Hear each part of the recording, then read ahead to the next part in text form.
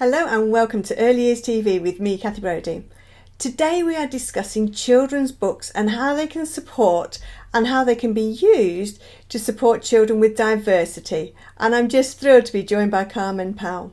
Carmen was born in Australia and brought up in Malta, moving to the UK in 1985, and is an award-winning teacher and early years specialist. Her degree is in literature and history of art, and this inspired her to use books to support children's personal, social and emotional development, communication and language. She's written the most beautiful children's book, which is called Matthew and the Magic Goat. Carmen was recently shortlisted for the Early Years Alliance's Bell 2 TV Lifetime Achievement Award, and she currently is a private tutor for an early years child.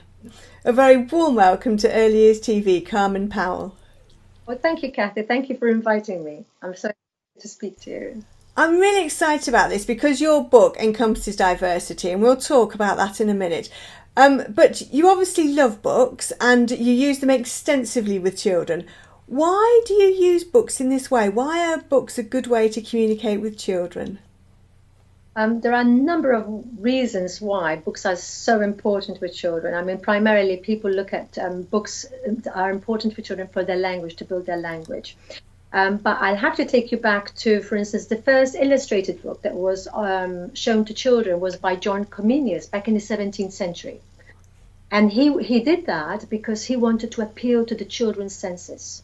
And I love that idea, that actually, because it's true, with picture books, we are appealing to the children's senses. We work in early years, so we're talking about children hearing the words and being able to feel the pages, or sometimes when you've got those soft, fluffy things on the books, those feeler books that you have, or even the sounds, they can interact, all sorts of things that you can do. It appeals to the senses, and you're building relationships. You're having a shared experience when you're sharing a book with the children. You're having a shared experience where you're creating that kind of environment where you're going to be discussing, you and the children or the child, depending which setting environment you're in, whether it's childminder, nanny, or even a setting, you are creating an environment where you are going to be almost together, side by side, discussing a situation.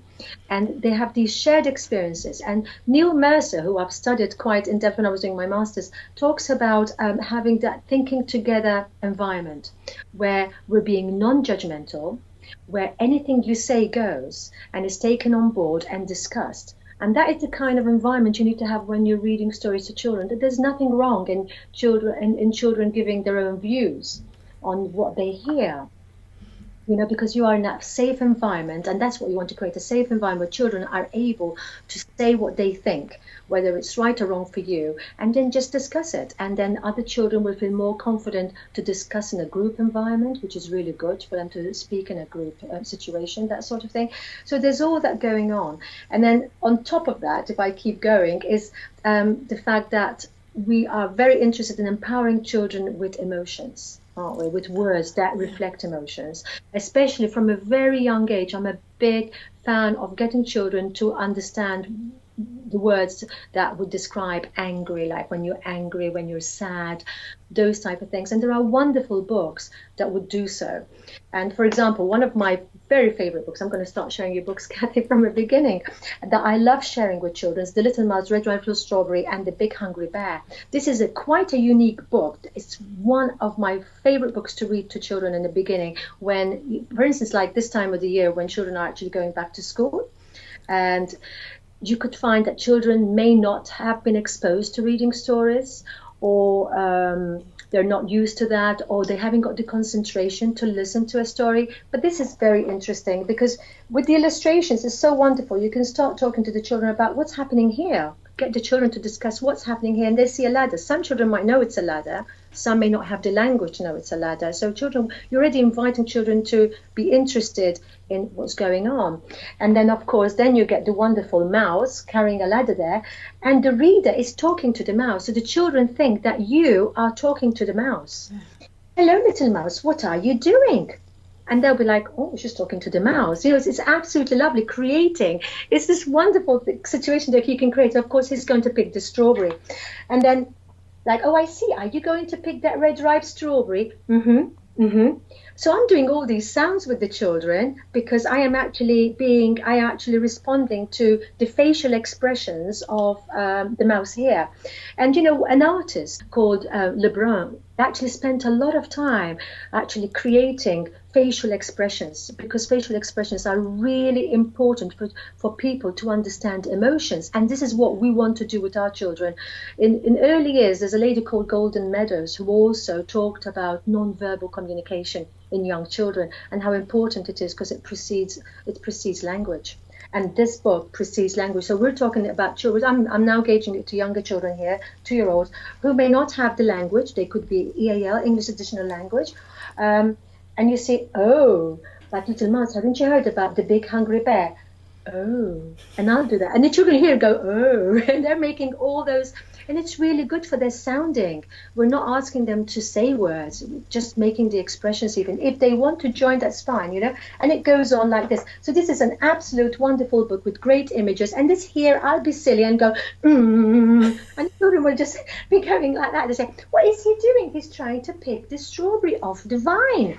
But what happens? Look, it goes plop. What happened to the mouse? I can go back and say, where was the mouse before, to make that link that he fell down when he was trying to pull the, and it goes on, and you make all the sounds, and this is what makes reading a book fun. It is tailored to children who may not have English additional language, who may not be exposed to listening to stories per se. It's a lovely introduction to stories, and it becomes one of those books that children will absolutely love the moment you introduce it, and they'll want to read it themselves as well. And again, another one of mine in the beginning is Brown Bear, which is a real favorite. Again, it's a fun way of, for the little ones. I mean, obviously older, then they can actually look at the colors and name the colors on these ones. But Brown Bear, what sound does the bear make? And shall we make a growling sound when this is growling? And you could make it louder. Do you think it's going to be a soft growl or a loud growl? So you've already introducing so many other words with the growling sound, and there's a loud sound. Shall we make it? And then you can get them to make loud growling sound. And then brown bear, what do you see? I don't turn the page straight away. I go like that. I tease them with it. What was that?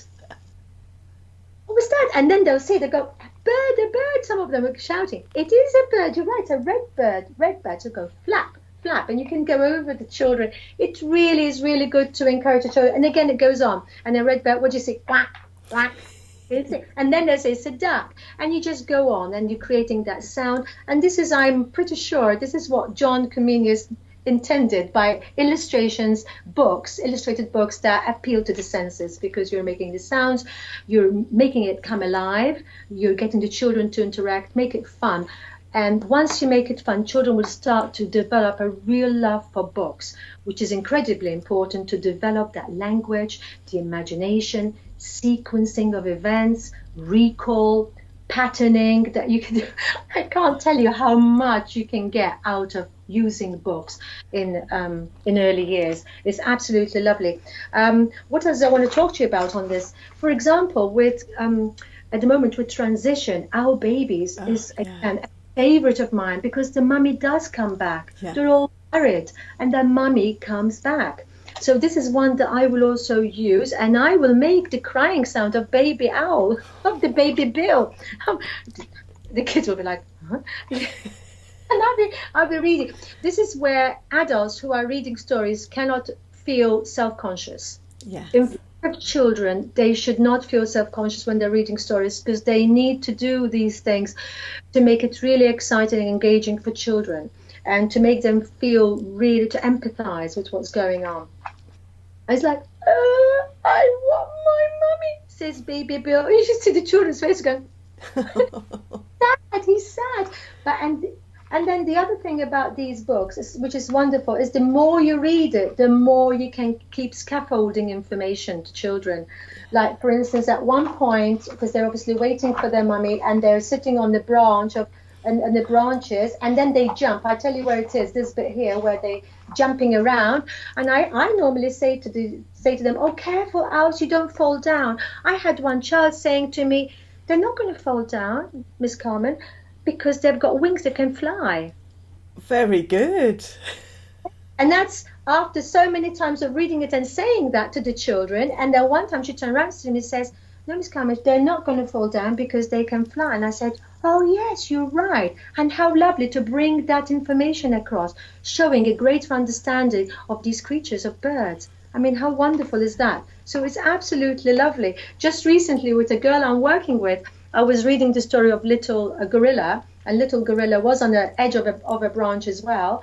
And I didn't say anything like I do with the owl babies. I never said anything. She pointed to it and she said, "Look, Miss Carmen, little gorilla is on the branch." And I said, "Yes. Now, is that a good idea? Is that safe or is that dangerous?" So I'm going in the safe, dangerous zone here to talk about almost risk assessment, encouraging the safety aspect of it.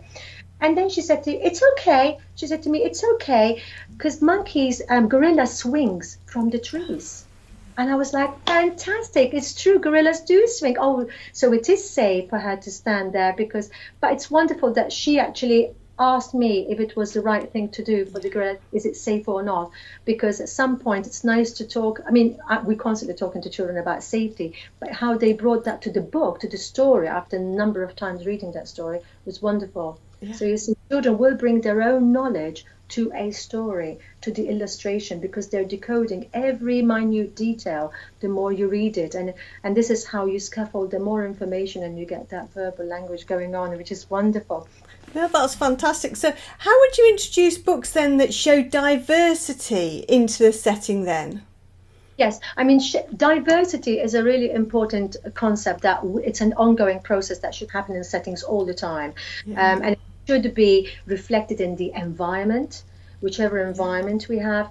It should be reflected in the way we react to our differences, because we all have differences, and this is all about respecting differences, accepting differences, and actually reacting in a positive way to differences, in a very positive way, and that's really important. And even parents, when they come and view settings, they notice the environment. I had one parent who signed up her child in the setting I was in, and eventually she told me why. She said to me, "Even before I talked to you, I wanted to sign up my child here." And I thought, how wonderful, because the environment spoke for itself, and I was so impressed. Yeah. It was really wonderful. And I'll tell you, because the parents had made me a book of photos at one time, and I don't know if you can see here, there's a poster on my circle time of a little girl reading. Yes. Yeah, and it's that poster that made the mum sign up the child. Wow. And she says, "That's such a positive image that my daughter will appreciate." And that's where I thought my daughter should be here, just because I've been to a lot of settings and I've not seen. So posters should be well selected to embrace diversity, differences. It shouldn't be just the toys, which are sometimes, it shouldn't be just the toys that we have, certain toys that reflect diversity. It should also be posters that we do. It should be a celebration of the children who are attending. For instance, I allowed the children, the parents, I used to encourage them to send me photos, and I used to print them out. And used to get the children themselves to put them up. They were allowed to, used to give them the blue tack and let them put these pictures of themselves with their families or whoever they were with, or their grandparents, wherever they wanted. And a lot of time they went in the role play area on the walls of where their kitchen area was or something like that. Yeah. And it was because a celebration of who they are and their family, their culture, and that's wonderful. And that's a celebration of diversity. And so that's in itself is a really nice way of doing it. Other ways I've done diversity, because don't forget, a lot of people, not a lot of people, but maybe some settings will have children with selective mutism. I've had children with selective mutism, where children will only talk to their parents in the environment of their home life and not in the classroom. They do eventually talk in the classroom. Often by the end of the academic year, they have talked, and it's really exciting time when you start hearing their voices, how they sound, and they can tell you themselves what they love, their favorite colors, and all those things, which is absolutely lovely. But in the beginning, it's about being patient, accepting that that's the child's choice, and actually embrace it. I never forced any child to talk. And which is wonderful. And one of the things I use, and I've recommended it to other nurseries, is the nursery rhyme bag. Nursery rhyme bags are so important, because invariably when staff ask the children, "What shall we sing today?" the loudest will be always calling out. Yeah. Right, so if you've got somebody who's quiet, as quiet child, or someone with selective mutism, which is, again, this is about inclusion, they're always going to be left out and they're not going to have a turn, which I think is sad and it's unfair. So for me to include them, or even EAL children, English as an additional language, they haven't got the language, or they don't not even aware of nursery rhymes, how are they going to know what to say?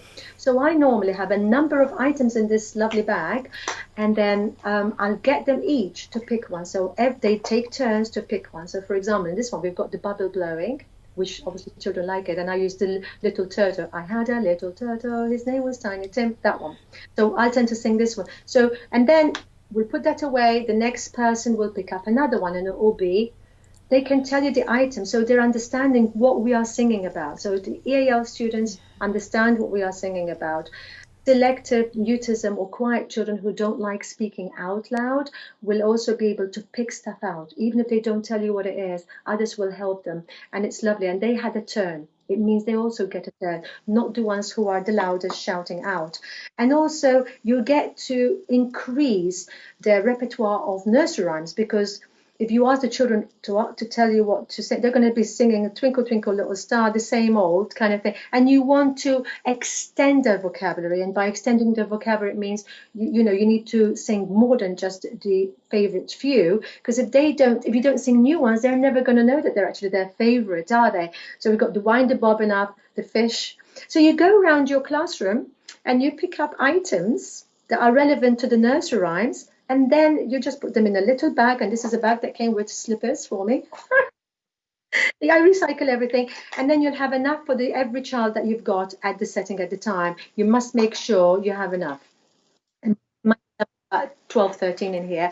If you think you've got more, you can always put a couple back in to make sure that everyone has a turn. So that's another thing that I do for diversity and inclusion, nursery rhymes, which again comes under literacy in my eyes, because nursery rhymes are like poems. It's like poetry, isn't it? They learn a poem through rhyming, and it's absolutely lovely. And they're gonna, once they learn it, they've got it for life. They know it for life, and it's such a precious thing to know. I think it's wonderful that children go through life then knowing these little recipes. Like, oh yeah, I remember, Baba Black Sheep. Everyone knows Baba Black Sheep, even when they're adults, So these are really precious moments for them to learn. And there's so many studies that talk about the number of nursery rhymes that they know by the time they're age 5, they will actually reflect the reading kind of ability that they'll have in the future, isn't it? Because of absolutely. They gain from that. So that's another thing that I do as part of the literacy. But on top of that is selecting books. It's being very careful at selecting books that will also embrace differences. Now, one of the things that I would do is, for instance, this book, Hooray for Fish. This comes with a DVD, but I never use the DVD. I just take it out and I say, oh, I don't know where it is, because sometimes they notice there would have been a DVD. And they'll be like, oh, Miss Gamma, where's the DVD? I'm like, I don't know what's happened to it. We'll have to look for it. You know what I mean? So there's no question about watching. I mean, if you're a nanny, a child, a childminder, and you're happy to do that one-to-one, that's fine. But in a group setting, I'm more keen to do the books than that. And in this case, you've got a very, very clever book. It's about fish, about a little baby who's looking for her mummy, but on her journey looking for her mom, she actually comes across her friends, and her friends happen to be very different fish. So you don't not only have all the vocabulary that goes on with all this sort of stuff, and even emotions, as you can see. Yeah. Absolutely. But, there are fish that obviously don't exist, like 1, 2, 3. They don't exist. But what the book to me says is there are differences. And this little fish is friends with everybody. She's friends with just everybody. We've got Ellie-fish, Shelly-fish. We've got all sorts of fish, pineapple fish, all sorts. And I absolutely love it, because to me this embraces diversity in a very child-friendly way. Yes. It's about differences in fish, but it's okay. The little fish is friends with everybody, and that's fine. Eventually she does find her mummy, but look how many different fish she comes across. These are her fish. Of course, she does come across her mom there, which is wonderful. So this is a really sweet one for children in terms of when we're talking about diversity. Another one, which of course children love, anything to do with DIY. Oh, yes. They love this. So to have a book like this, it's really good because they can relate to the things that they love. They love drills, they love hammers, they love nails, all these things. Of course, this is a girl. This is a girl. So I've had boys, when I'm showing this book, we're going to read this book, and they'll be like, it's a girl. It's a girl. Yeah, it's fantastic, isn't it? And it goes like, I do that. I've had a girl who used to wear these goggles all the time in the classroom. She used to come in with them, which is really sweet, safety goggles. And that's fine. She loved the safety goggles. And I think she might be a scientist when she grows up. I don't know. She loved mixing things. But, and it's absolutely lovely that this girl was going to do the painting, and she does all sorts of things. And again, it's about challenging stereotypes here, isn't it? It's challenging stereotypes. Now, when we're talking about challenging stereotypes, we also, as I said to you, settings. You need to challenge stereotypes and settings. And I'll show you what I've got a couple of images that I have here, which I haven't got the children's faces on. Look, challenging stereotypes. And this is something. They're sweeping here. She's fixing things here. He's stretching because he wanted to do ballet, which is really good. So it's challenging the stereotypes, and I think it's something you do in the setting with activities and actually being able to, it's enabling children to have a go at doing things. And children at a young age, often they don't tell you, oh, this is a girl thing or this is a boy thing, because if they say that's because they've picked it up from another adult. Yeah, absolutely. If you have these things available and you make it's normal for everyone to have a go, it becomes... It's embraced by everybody and accepted by everybody, and it's absolutely wonderful. So it is about the environment. Now, a couple of books which I'm really proud of that I have in the classroom are these. Yes. Insects books for children, which are absolutely lovely. I was the first one, I think, to get them when they came out. I'm a big fan of these things. I've read these books to the children where I didn't have same-sex family in the classroom. Yeah. I didn't, but I still did it. I did it for Father's Day. I had a variety of books for children for Father's Day, and this would be one of them. And I would share all my books that I read to the children with the parents. In my weekly letter, the newsletter, I used to list the books that I read, so the parents are aware. So if the children go home and talk about it, and I also wanted parents to know what I'm reading to the children. And I've had parents that weren't happy about this, but it's about telling the parents, that your philosophy, the nursery philosophy, is to embrace diversity, to have that inclusion element, and it's about encouraging children to understand that there are people with same-sex families around them. And if you do it from a very early age, there's a huge tolerance that is built in, and it's wonderful. And you know something, children don't worry. I mean, I often, when I show books to children, I tell them to read the picture. So, what do you think this book is about? And they'll tell you, and I say, look at this. Got two daddies. This boy has two daddies. Some of you have one mummy and one daddy, but this boy has two daddies. How wonderful. Positive. And then it's just such a simple one. Look, daddy does this, papa does that. And it just goes on like this. Daddy does this, papa. It's such a simple thing. It's absolutely a wonderful book about all these things, that the adventures that he has with papa and daddy. And it's the same with mummy and mama, which I think is absolutely, and again, I tend to use it for Mother's Day, started on Mother's Day, and then it will stay there. Once I introduce it for something that we're doing, kind of that, like Mother's Day, when children start to realize that there's something going on with celebrating moms or celebrating, because we are trying to encourage children to understand, what's happening around them, like the seasons and all the big celebrations that we have, that we mark as human beings. These are things that come out to make sense of what's going on. And I do bring this out as well with all the other books. Another book that I do, for instance, for Mother's Day is Mama Zooms, which is I love, because this mum is on a wheelchair. And I never say she's on a wheelchair. I just read it, and it's about a boy who's having these wonderful adventures with his mum. And at the end, this is where they start to realize the mum is on a wheelchair. When I read it and I say, Mama zooms me fast down the ramps. We love ramps. Whee! And they go, oh, look at the wheels. I say, no, look how fast they're going on Mummy's wheelchair. That's where I throw in the wheelchair. I'm naming it. That's where I'm naming it. But they don't, for them, it's the fun they're having. and how fast the wheels are going. I was like, yeah, and it's actually, so this is a positive image of, yeah, diversity, inclusion, disability on this one, same-sex families on this one. I absolutely love it. We're talking about nursery rhymes. I mean, how about this for a nursery rhyme book? I absolutely love this. This is a really lovely book about Miss Polly had a dolly. Look at Miss Polly and the dolly she has. It's not about just having those different dolls, different racial dolls that we have in the setting, but having a book like that is also reinforcing, embracing the different races that we have. I absolutely love this. And, and the children will make me read this time and time again. Look at it. And it's got chicken pox. And it's absolutely lovely because they can relate to being sick and the doctor, and they act out with the stethoscope as well. So we do a lot more.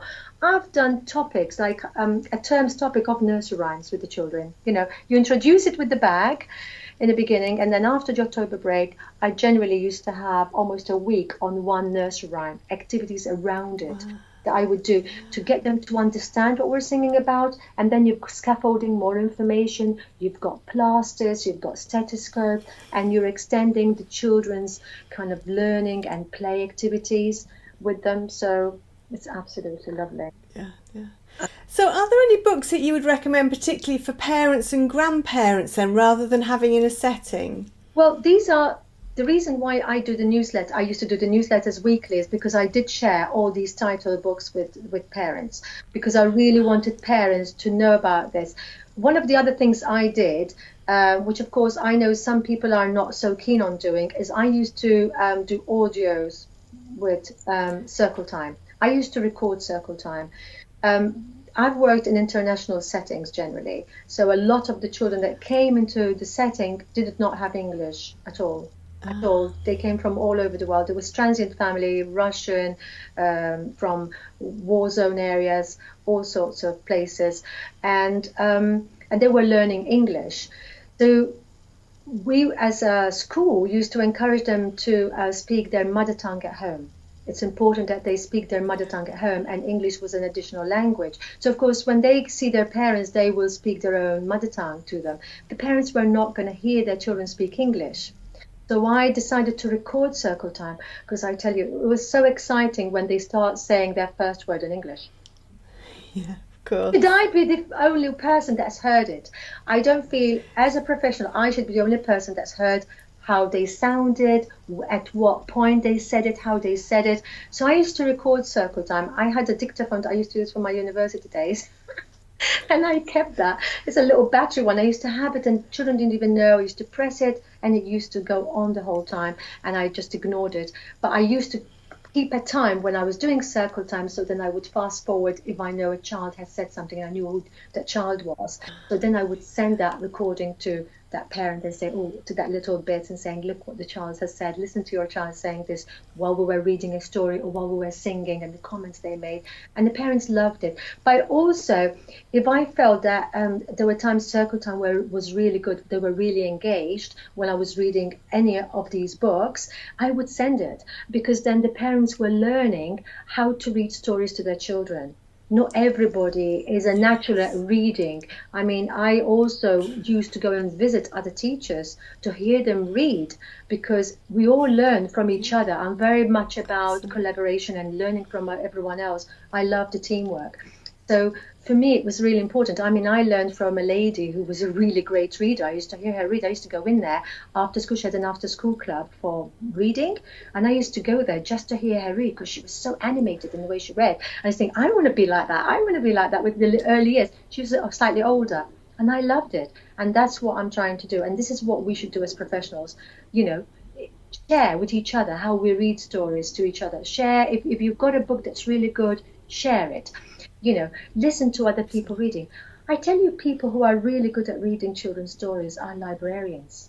They're absolute stars. I love them. I was actually an advisor for a couple of settings in Wimbledon at one point, and we were so lucky to have had the librarian from Wimbledon come to visit the settings every now and again. And she'll bring a selection of books for the children, and if the staff linked up with her beforehand when they knew she was coming and say, oh, we are doing this topic about like Chinese New Year or Yeah. some other celebration, she would also bring books related to the topic. She was so good. Or you're doing farm animals, she'll bring books related to that if she's been given advance notice. Otherwise, she'll make her choices.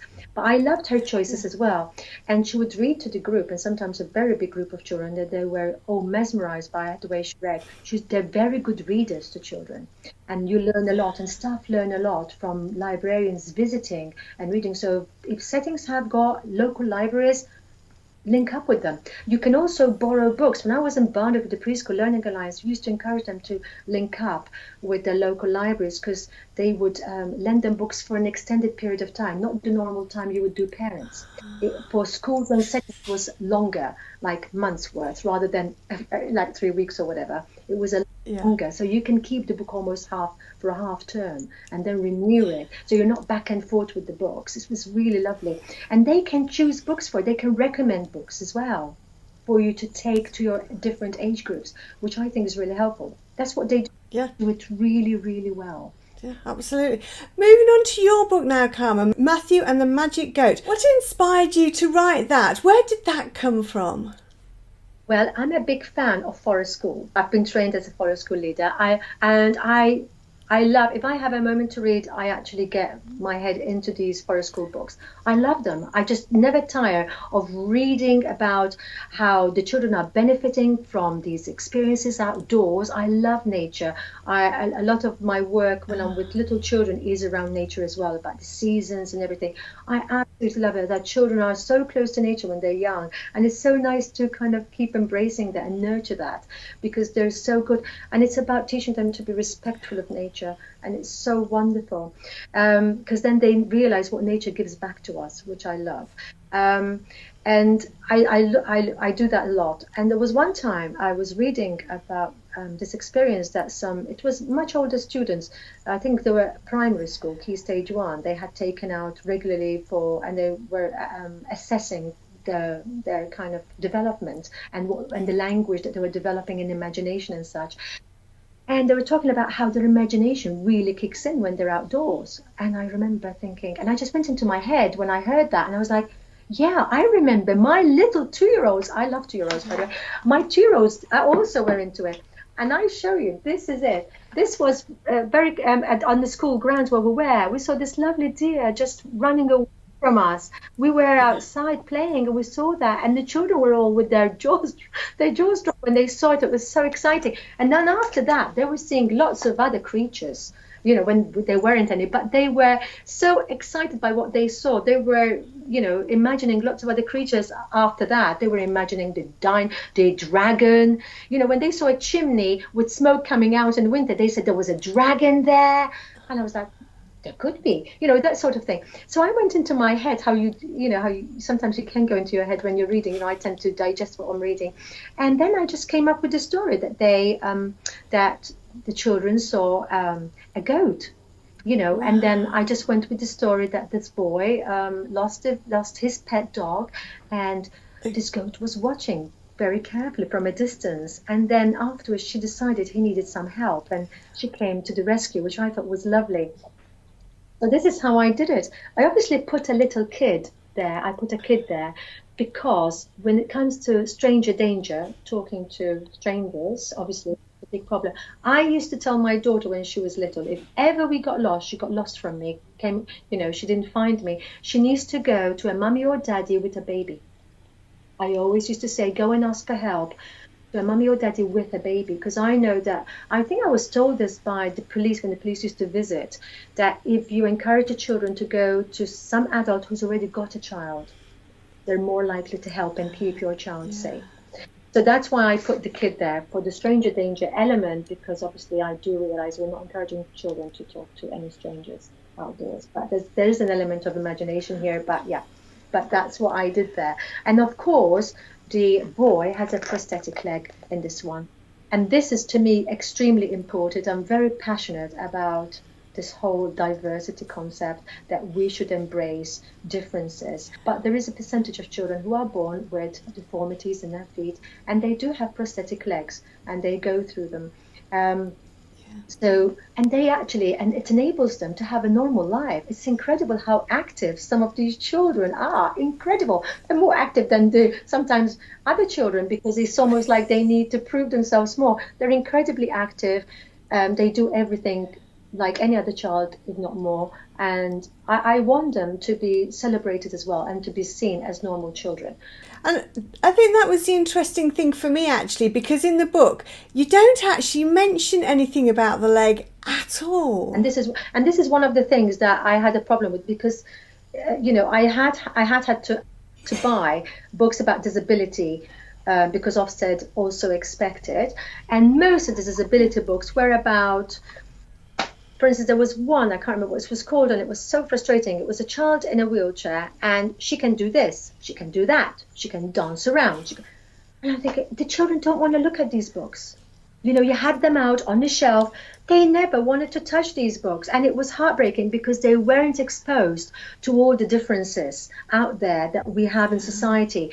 So I wanted an adventure story because children are they gravitate to adventure stories. But it's and the adventure story is not, and the whole thing is not about the disability, it's about the adventure story. It so happens he has a prosthetic leg, and the children love the story. Some don't even comment. The little ones don't even notice it.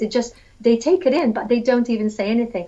Slightly older ones have been saying to me, oh look, he's got a stick for a leg or a metal for a leg. I'm like, that's interesting, you're right, let's talk about that. And then you can open up that conversation in a safe environment because they've noticed it, which is what you sometimes want them to do, to discuss this whole situation. And I happen to have a prosthetic leg that was donated by a family to me. When I got the book out, because one of their children has got a prosthetic leg, and they said, we've got so many of them, would you like one to tour with the school? It's fantastic. And the children, when they touch it, they can feel it, they can see how heavy or how light it is. They're not scared of it. It's just that familiarity, and it's okay. And it's an incredible thing then. So I can extend it. When I visit school, I can extend this learning further, not just with the story.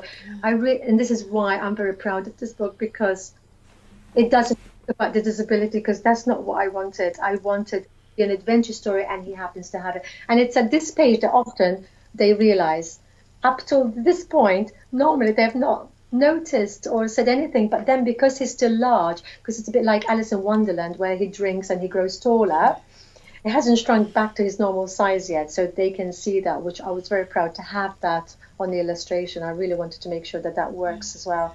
But I mean, the other things that I love, about this book, also the illustrations, which I've been saying, the illustrations are so important. Do you know?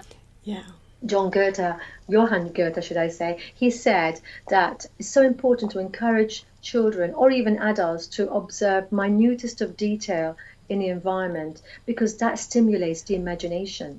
And it is important. Absolutely. So, for instance, when the children are outside in nature, you know how they love looking at little ants? They look at the tiniest of things, and it's best to give them that time, isn't it, to look, because that stimulates the imagination. And later on, when they go into school and they start to write, they'll be writing with, they'll have flowery language to write with, because they've had all the information and knowledge that they got in their early years, which I absolutely love. This goat has got the kid, and of course that happens in spring, so I wanted to make sure there are spring flowers so they can identify and relate to things that they are familiar to them. So actually, of course, that in itself will hook them in. There is some familiarity with this. Of course, they love the horns. I've had a lot of children liking the horns of the goat. Yeah. But yeah. So, where can people buy your book then, Carmen? Well, my book, you can buy it from Austen Macaulay, who are the publishers. They are giving a discount, and for schools, they give an even bigger discount. So schools or settings who would like to buy a big number, say for instance, if they would want me to read there, they always suggest that I get them to contact them directly, because they give big discounts to schools, which is really helpful. So at the back of this book, there is a website, which is the website for austenmacaulay.com. They're giving, I think, 30% discount at the moment, but much bigger for schools and settings, which I love. Obviously, Amazon, Waterstones have it, quite a few other bookshops have it, but at the moment, the publishers are the only ones who are giving the discounts. So that's super stuff. And I'll add the link onto the words that go along with this video so people can click straight through and have a look at that. That's just amazing. Carmen Powell, absolute delight talking with you about all sorts of different books. And I know that's just, I've restricted you. That is just a small selection of all the books that you are passionate about. So thank you for sharing those with us. I really, really appreciate it. And I think there's so much that we can learn from diversity in books. But thank you for sharing that with us at the moment on Early Years TV, Carmen Powell. Very much. Thank you, Kathy. And I look forward to welcoming all the viewers and listeners to the next week on Early Years TV.